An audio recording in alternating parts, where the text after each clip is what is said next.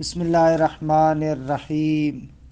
وبہ نستعین انہ خیر ناصر و معین وصلی اللہ علی محمد و آلہ الطاہرین۔ الحمدللہ ہماری گفتگو ہدایہ اسیریہ میں ہے۔ ہدایہ اسیریہ میں فن ثالث عنصریات کے بیان میں ہے اور عنصریات میں کائنات الجو کے بارے میں بحث تھی۔ اچھا، ایک جملہ سن لیں، ممکن ہے کہ آپ کو احساس ہوتا ہو کہ یہ پرانی تحقیقات پڑھنے کا کیا فائدہ۔ عزیز من، جیسا کہ پہلے بھی ہم نے ذکر کیا تھا کہ ان مباحث کو تاریخ علم کے عنوان سے اصطلاحات کی آشنائی کی حد تک جان لیں۔ اصل جو ہمارا اس ہدایہ اسیریہ میں مقصود تھا، ایک تو یہ تھا کہ ان اصطلاحات کا آپ کو معنی آنا چاہیے، اور دوسرا جو ہمارا اہم مقصد ہے وہ انشاءاللہ نباتات کے بحث سے شروع ہوگا۔ نفس نباتیہ کے مباحث سے آخر تک جو مباحث ہیں، برحال وہ مباحث کارآمد ہیں۔ ان مباحث کو اچھے طریقے سے رک کے آرام سے ہم بیان کریں گے۔ باقی یہ مباحث جو ہم پڑھا رہے ہیں فقط اور فقط کتاب کی عبارت کو صاف کرنے کے لیے ذکر کر رہے ہیں کہ کتاب کی عبارت آپ کے لیے روشن ہو جائے اور اصطلاحات بھی واضح ہوں۔ برحال کائنات الجو میں مختلف چیزوں کے بارے میں گفتگو تھی۔ عرض کیا کہ بادل کیوں بنتے ہیں، بارش کیوں بنتے ہیں، بارش کیوں برستی ہے، خوب پھر برف، پھر اولے، یہ کس طریقے سے ہوتے ہیں، کیا ہے کہ ان کے بارے میں مختصر عرض کیا۔ آج انشاءاللہ اس نقطے کو پہلے بیان کریں گے کہ آسمانی بجلی کیا ہے، اور اس کے بعد جو ہے وہ کیا ہے، مثلاً یہ یعنی آسمانی بجلی ہے، کڑک ہے، صاعقہ ہے، خوب آخر یہ کس طریقے سے ہوتے ہیں، اس کے بارے میں ایک اجمالی بیان۔ دیکھیں، اس بیان کا بھی خلاصہ ایسے ہے، جب سورج کی شعاعیں خشکی پر پڑتی ہیں اور مٹی کے لطیف ذرات دخان کی صورت میں اٹھ کر طبقہ باردہ، کہ جس کو زمہریریہ بھی ہم نے کہا تھا، وہاں پر پہنچتے ہیں تو وہاں یہ دخان کے ذرات لطیف بادلوں میں پھنس جاتے ہیں، وہاں پر محبوس ہو جاتے ہیں، پھنس جاتے ہیں۔ اچھا، جب یہ دخان کے ذرات، یہ دخان جب بادلوں میں بند ہو جاتے ہیں، محبوس ہو جاتے ہیں، پھنس جاتے ہیں، تو ان کی دو صورتیں ہیں۔ یا تو کیونکہ وہ طبقہ باردہ جو زمہریریہ ہے وہاں پر برودت کے اثر کی وجہ سے سنگین ہو جاتے ہیں، ثقیل ہو جاتے ہیں، لہذا سنگین بن کر نیچے کی طرف آتے ہیں، یا ایسے نہیں ہوتا، ان پر وہ ٹھنڈک کا اس طریقے سے اثر نہیں پڑتا، اور اسی طریقے سے وہ جو بخار، وہ جو دخان ہے، انہی بادلوں کے اندر حرکت کرتے رہتے ہیں۔ وہ جو دخان ہے، وہ گرد و غبار انہی بادلوں کے اندر کیا ہے، حرکت کرتے رہتے ہیں۔ اب وہ جو دخان ان بادلوں میں تیزی سے حرکت کرتے ہیں، تو اس دخان کی تیزی کی حرکت کی وجہ سے کبھی کبھار کیا ہوتا ہے، بادل پھٹ جاتے ہیں، اور ان بادلوں کے پھٹنے سے ایک دھماکہ ہوتا ہے، اسی دھماکے کو رعد یعنی کڑک بھی کہتے ہیں۔ اور پھر یہ دوران حرکت، جب یہ رعد کسی چیز کے ساتھ رگڑ کھانے کی وجہ سے کیا ہوتا ہے، اسے آگ بھی لگ جاتی ہے، تو وہ جو آگ لگتی ہے تو یہاں فوراً بجھ جاتی ہے، تو اس کو کہتے ہیں آسمانی بجلی یعنی برق۔ یا وہ جو آگ ہے زمین تک آ جاتی ہے، کہ اس کو کہا جاتا ہے صاعقہ۔ دیکھیں عبارت کو، وَأَمَّا الرَّعْدُ وَالْبَرْقُ، فرماتے ہیں رعد یعنی یہ جو کڑک ہے، والبرق یعنی یہ جو آسمانی بجلی ہے، فَسَبَبُهُمَا، ان دونوں کا سبب کیا ہے، أَنَّ الدُّخَانَ إِذَا ارْتَفَعَ، جب یہ دخان بلند ہوتا ہے۔ اور عرض کیا کہ جب یہ بلند ہوتا ہے اس طبقہ زمہریریہ تک پہنچتا ہے، بادلوں میں پھنس جاتا ہے، وَاحْتَبَسَ، اور یہ دخان محبوس ہو جاتا ہے، بند ہو جاتا ہے۔ کس کے اندر یہ دخان، یہ گرد و غبار کس میں پھنس جاتی ہے، فی ما بین السحاب، یعنی بادلوں کے اندر۔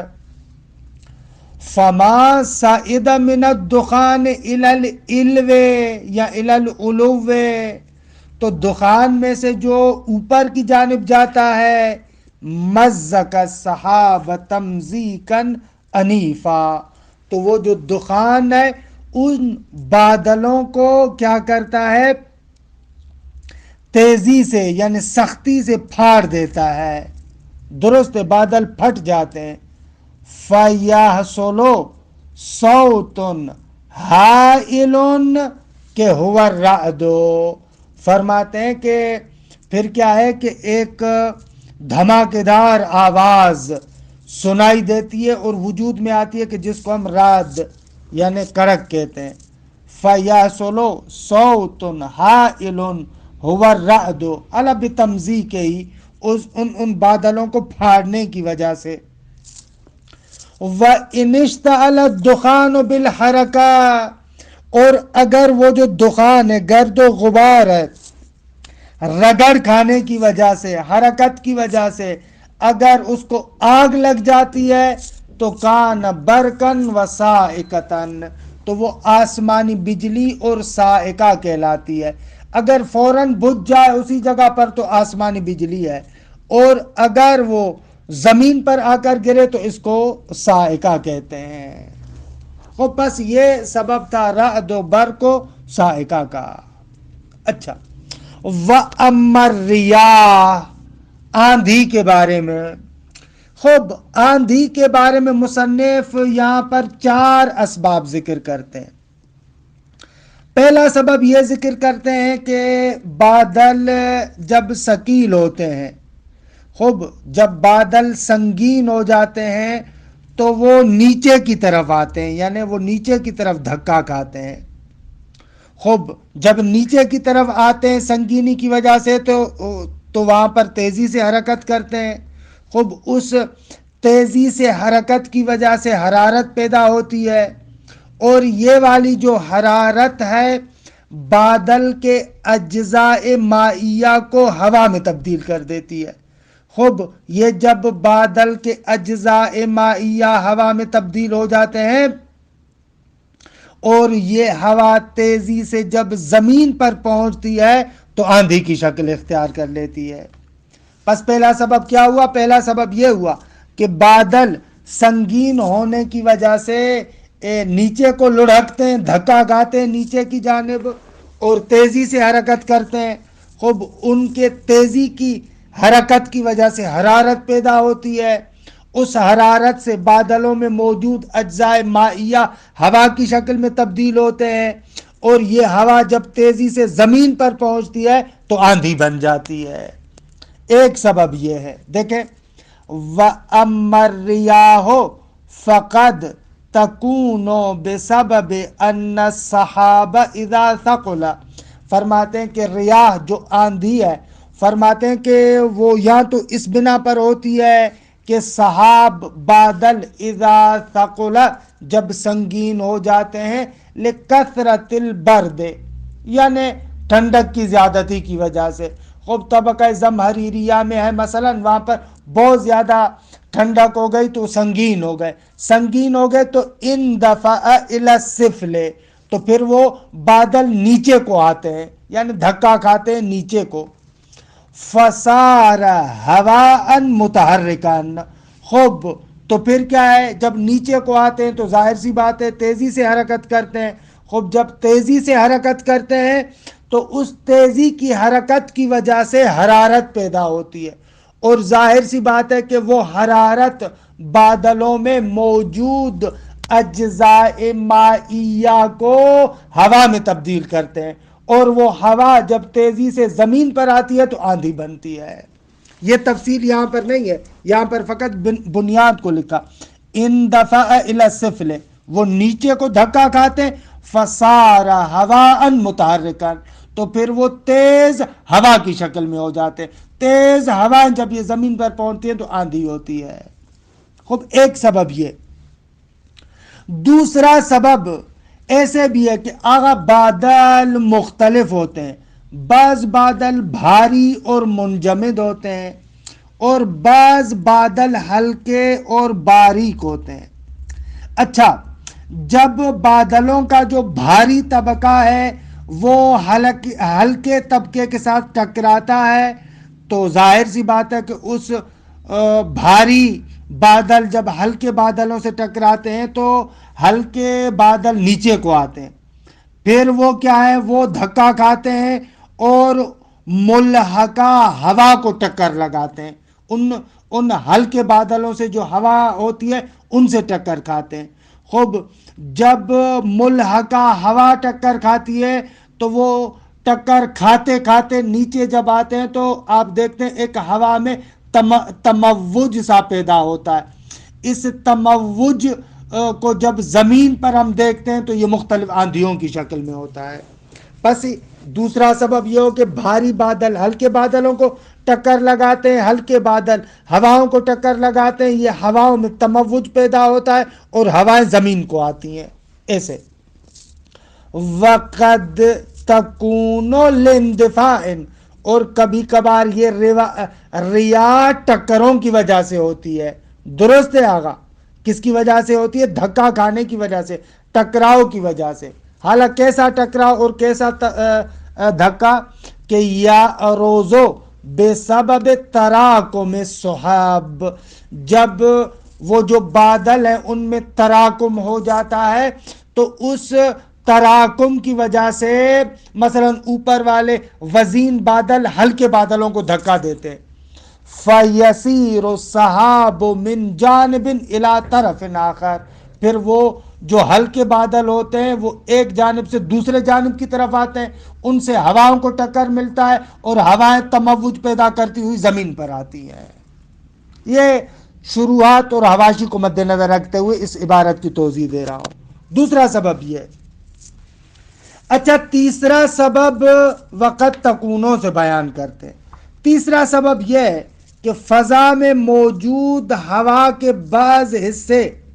مثلا جب ان پر سورج کی شعاعیں پڑتی ہیں تو حرارت کی وجہ سے ہوا کے اندر تخلخل یعنی ایک پھیلاؤ آتا ہے. خوب جب ان کے اندر تخلخل یعنی ایک پھیلاؤ آتا ہے تو ان کا جسم بڑھ جاتا ہے. خوب جب ان ہواؤں کا جسم پھیل جاتا ہے، بڑھ جاتا ہے تو ہواؤں کو دھکا لگتا ہے اور وہ ہوائیں جو ہے وہ کیا ہے، تموج پیدا کرتے ہوئے زمین پر آتی ہیں اور آندھی کی شکل میں ظاہر ہوتی ہیں. دیکھیں تیسرا سبب، وَقَدْ تَكُونُ لِانْبِسَاطِ الْهَوَىٰ، کبھی کبھار ہواؤں کے پھیلنے کی وجہ سے، حالانکہ وہ پھیلاؤ تخلخل کی بنا پر. درست آگا،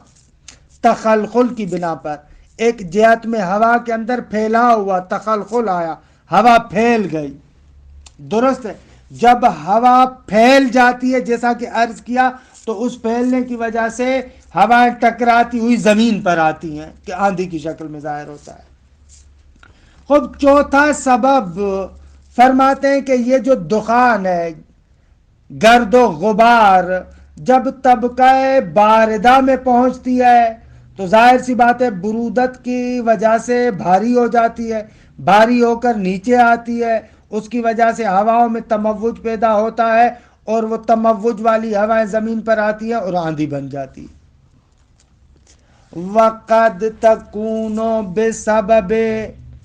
بَرْدِ الدُّخَانِ الْمُتَصَعِّدِ، ونزول ہی، کبھی کبھار کیا ہوتا ہے وہ دخان متصاعد جو اوپر گیا تھا اس کے ٹھنڈک کی وجہ سے جب وہ سنگین ہو جاتا ہے تو ظاہر سی بات ہے نیچے آتا ہے، ونزول ہے پھر اس کے نیچے آنے کی وجہ سے، جب نیچے آتا ہے تو ہواؤں کو دھکا لگتا ہے اور زمین پر وہ کیا ہے آندھی کی شکل میں ہمارے سامنے آتی ہے۔ خوب اب یہاں سے بیان کر رہے ہیں وَمِنَ الرِّيَاحِ مَا يَكُونُ سُمُومًا مُحْرِقًا، بعض ہوائیں کیا ہوتی ہیں آغا گرم ہوتی ہیں، تو اب ان گرم ہواؤں کا سبب بتاتے ہیں کہ ہوائیں گرم کیوں ہوتی ہیں، یا تو اس وجہ سے کہ سورج کی گرم شعاعیں براہ راست ڈائریکٹ ان ہواؤں پر پڑتی ہیں اور وہ ہوائیں گرم ہو جاتی ہیں، یا ہوا گرم ہوتی ہے کیونکہ زمین پر رگڑ کھاتی ہے اس وجہ سے گرم ہوتی ہے۔ وَمِنَ الرِّيَاحِ مَا يَكُونُ سُمُومًا مُحْرِقًا، جلانے والی گرم ہوائیں بعض ایسے ہوتی ہیں، کیوں؟ لِاحْتِرَاقِهِ فِي نَفْسِهِ بِالْأَشِعَّةِ، یا تو ڈائریکٹ وہ سورج کی شعاؤں پڑنے سے جل جاتی ہیں، اَوْ لِمُرُورِهِ بِالْأَرْضِ، یا زمین پر رگڑ کھانے کی وجہ سے کیا ہے وہ گرم ہو جاتی ہیں۔ الحارت جداً، کہ جو بہت زیادہ گرم ہے، جب اس زمین پر مرور کرتی ہیں تو دیکھیں اس رگڑ کی وجہ سے کیا ہے یہ گرم ہوائیں ہمارے سامنے آتی ہیں۔ خوب وَأَمَّا قَوْسُ قَزَحْ، قوس قزح کسے کہتے ہیں؟ قوس قزح اگر آپ نے دیکھا ہے جب بارش ہوتی ہے اور بارش ختم ہو جاتی ہے دھوپ نکلتی ہے تو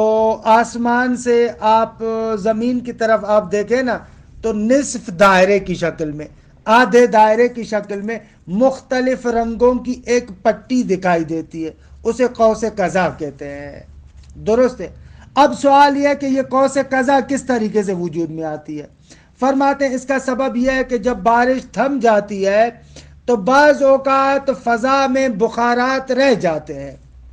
وہ گول شکل میں قریب قریب ہوتے ہیں لیکن اتصال نہیں ہوتا، درست ہے، تو اس سے ایک پٹی سی بن جاتی ہے۔ خوب جب سورج کی شعاعیں ان پر پڑتی ہیں تو ان کے انعکاس کی وجہ سے مختلف رنگوں میں وہ ہمیں نظر آتے ہیں۔ فرماتے ہیں وَأَمَّا قَوْسُ قَزَحْ فَهِيَ إِنَّمَا تَحْدُثُ، فرماتے ہیں کہ یہ قوس قزح اور یہ رنگین پٹی جو نصف دائرے کی شکل میں وہ ہمیں نظر آتی ہے فَهِيَ إِنَّمَا تَحْدُثُ، فرماتے ہیں یہ بنتی ہے من ارتسام ضوء النیر الاکبر، نیر اکبر یعنی سورج، ضوء یعنی روشنی، سورج کے شعاؤں کی، سورج کی جو شعاعیں ہیں ان کے ارتسام سے وہ مرتسم ہوتے ہیں کس چیز میں؟ فی اجزاء ان رشیہ یعنی اے صافیہ، صاف اجزاء پر، وہ جو بخارات کے صاف اجزاء ہیں ان پر مستدیرۃ جو گول شکل میں ہوتے ہیں، درست ہے، لیکن فاصلے فاصلے سے ہوتے ہیں، ان سے یہ قوس قزح وجود میں آتا ہے۔ وَاخْتِلَافُ أَلْوَانِهَا بِسَبَبِ اخْتِلَافِ ضَوْءِ النَّيِّرِ وَأَلْوَانِ الْغَمَامِ کہ المختلفہ، اچھا یہ رنگین کیوں ہوتے ہیں؟ فرماتے اس لیے کہ وہ جو سورج کی کرنیں ہیں ان پر جو پڑتی ہیں ان کے رنگ مختلف ہوتے ہیں، یا وہ جو ان کے پیچھے بادل ہوتے ہیں ان کا رنگ مختلف ہوتا ہے، تو یہ بھی ہمیں رنگین نظر آتے ہیں اجزاء بخاریہ۔ وَاخْتِلَافُ أَلْوَانِهَا بِسَبَبِ اخْتِلَافِ ضَوْءِ النَّيِّرِ وَأَلْوَانِ الْغَمَامِ کہ المختلفہ جو مختلف رنگ ہیں جو پیچھے سے ان کی وجہ سے مختلف۔ اچھا وَأَمَّا الْحَالَةُ، فرماتے ہیں کہ حالہ، مثلا دیکھتے ہیں نا چاندنی راتوں میں آپ کو چاند کے گرد ایک حالہ سا گول نظر آتا ہے، یا مثلا حتیٰ ستاروں کے ارد گرد ایک حالہ گول سا نظر آتا ہے۔ خوب یہ جو مثلا ایک دائرہ ٹائپ اس چاند کے گرد آپ کو نظر آتا ہے اسے حالہ کہتے ہیں۔ خوب وہ کیوں بنتا ہے؟ فرماتے ہیں کہ یہ بھی انہی اجزاء بخاریہ سے ہے۔ فرماتے ہیں وَأَمَّا الْحَالَةُ فَأَيْضًا إِنَّمَا تَحْدُثُ مِنْ ارْتِسَامِ ضَوْءِ النَّيِّرِ فِي أَجْزَاءٍ رَشِيَّةٍ مُسْتَدِيرَةٍ، فرماتے ہیں یہ جو حالہ بنتا ہے وہ ضوء نیر، یہاں پر نیر سے مراد چاند ہے، چاند وغیرہ ہے ستارہ جس کے گرد حالہ بنتا ہے، کیونکہ ڈائریکٹ سورج کو تو ہم دیکھ نہیں پاتے، اس چاند وغیرہ کا جو مثلا چاند وغیرہ کی جو روشنی ہے وہ ان اجزاء پر، اجزاء بخاریہ پر جو پڑتی ہے، اعلیٰ وہ اجزاء ان رشیہ یعنی اے صافیہ، وہ جو صاف اجزاء ہے نا ان پر جو وہ روشنی پڑتی ہے تو ایک حالے کی شکل میں ہمیں نظر آتا ہے۔ خوب شہاب ثاقب اور دمدار ستارہ، اس کی بھی وضاحت کرتے ہیں، فرماتے ہیں وَأَمَّا الشُّهَابُ، یہ جو شہاب ثاقب ہے یہ کیسے بنتا ہے؟ فرماتے ہیں فَسَبَبُهَا أَنَّ الدُّخَانَ إِذَا بَلَغَ حَيِّزَ النَّارِ، جب یہ دخان، یہ جو گرد و غبار ہے قرۂ نار تک پہنچ جائے، وَكَانَ لَطِيفًا، اور وہ بالکل لطیف سا ہو، اشتعل فیہ النار، تو ان کے اندر آگ بھڑک اٹھتی ہے، فَانْقَلَبَ إِلَى النَّارِيَّةِ، اور وہ کیا ہے دخان مثلا آگ کی شکل میں بھڑک اٹھتا ہے، وَيَلْتَهِبُ بِسُرْعَةٍ، فوراً سرعت کے ساتھ وہ آگ کو پکڑ لیتے ہیں، حتیٰ یرا، یہاں تک کہ وہ دیکھے جاتے ہیں، کل منتفع بجھنے والے کی طرح، یعنی اچانک سے ایک بھڑک سا اٹھتا ہے ایسا ایسا، تو اس سے جو ہے وہ کیا ہے شہاب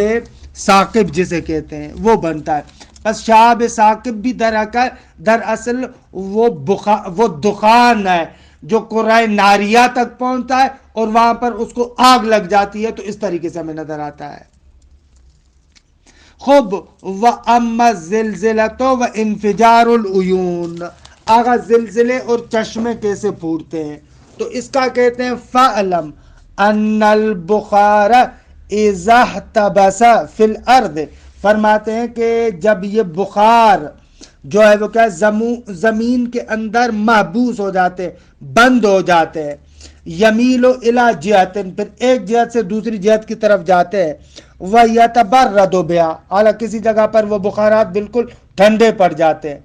فَيَنْقَلِبُ مِيَاحًا، تو پھر وہ کیا ہو جاتے ہیں پانی کی شکل میں بخارات تبدیل ہو جاتے ہیں، البتہ مختلطۃ بأجزاء بخاریۃ، ایسا پانی کے جو اجزاء بخاری کے ساتھ ملا ہوا ہے، البتہ یہ اس صورت میں جب اذا قل، جب کمتر ہو، لیکن فَإِذَا كَثُرَ، جب یہ بخارات بہت زیادہ ہوں، بِحَيْثُ لَا يَسَعُهُ الْأَرْضُ، کہ زمین ان کو اپنے اندر نہیں دبا پا رہی، اوجب انشقاق الارض، تو یہ بخارات سبب بنتے ہیں کہ زمین پھٹ جائے، وانفجر منہ العیون، اور ان سے چشمے نکل آتے ہیں، وَإِذَا غَلُظَ بِحَيْثُ لَا يَنْفَذُ فِي مَجَارِ الْأَرْضِ اجتمع وَلَمْ يُمْكِنْهُ النُّفُوذ، اور پھر مثلا فرض کریں کہ جب یہ بخارات کیا ہے بہت زیادہ کثیف ہوں، گاڑے ہوں، یعنی جو زمین کے اندر باریک جو ستون وغیرہ ہیں ان میں حرکت نہیں کر پا رہے، تو پھر کیا ہوتا ہے ایک دھماکے سے پھٹ جاتے ہیں، تو اس دھماکے کی وجہ سے زمین ہلتی ہے اور اسی کو زلزلہ کہتے ہیں۔ وَإِذَا غَلُظَ بِحَيْثُ لَا يَنْفَذُ فِي مَجَارِ الْأَرْضِ، جو زمین کے مجاری ہیں، حرکت کرنے کی جگہ ہیں، جو تھوڑے بہت سوراخ وغیرہ اندر ہے، ان میں وہ حرکت نہیں کر پاتے بخارات، درست ہے، وَلَمْ يُمْكِنْهُ النُّفُوذ، اور ان میں نافذ نہیں ہو پاتے، تو فَزَلْزَلَتِ الْأَرْضُ، زمین ہلتی ہے، دھماکہ ہوتا ہے۔ خوب اس طریقے سے یہ جو ہے وہ کیا ہے زلزلے اور چشمے بھی ہمارے سامنے آتے ہیں۔ عرض کیا تھا کہ یہاں پر میرا بہت زیادہ مقصد یہ نہیں ہے کہ ان تفصیلات میں جائیں، یہاں پر مقصد یہ ہے کہ فقط اور فقط اس عبارت کا ترجمہ کر پاؤں، باقی بحث جو اصل میں کرنی ہے ہم نے وہ بحث آگے کو کرنی ہے، لہذا یہاں پر بھی جلدی جلدی میں گزرتے ہیں۔ فصل فی المعادن،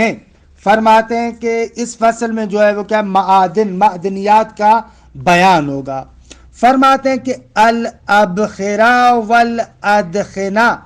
المحتبسۃ فی الارض، ابخرا بخار کی جمع، ادخنا دخان کی جمع، فرماتے ہیں کہ جب بخارات اور دخان اور دھوئیں کہ المحتبسۃ فی الارض، کہ جو زمین کے اندر محبوس ہیں، زمین میں بند ہیں، پھنسے ہوئے ہیں، اذا لم تکن کثیرتن، جب وہ زیادہ نہ ہو، درست ہے،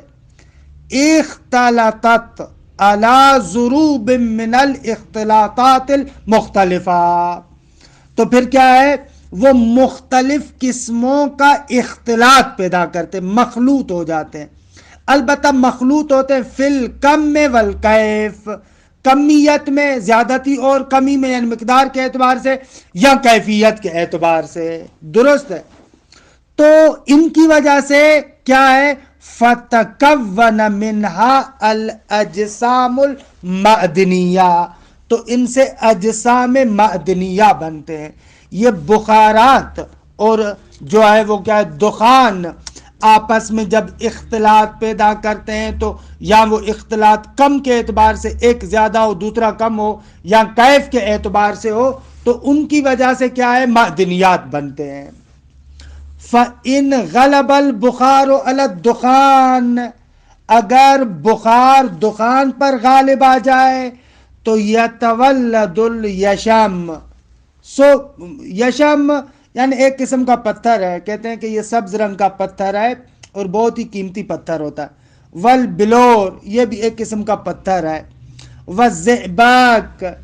پارا، وزرنیخ، کہ اس کو اردو زبان میں ہڑتال بھی کہتے ہیں، ورساس، اور اسی طریقے سے جو ہے وہ کیا ہے، رساس کا ترجمہ تانبا ہے، ظاہراً تانبا ہے، یہ بنتا ہے، وغیرہا من الجواہر المشفہ، اور انہی کی طرح کچھ اور شفاف جواہر وجود میں آ جاتے ہیں۔ وَإِنْ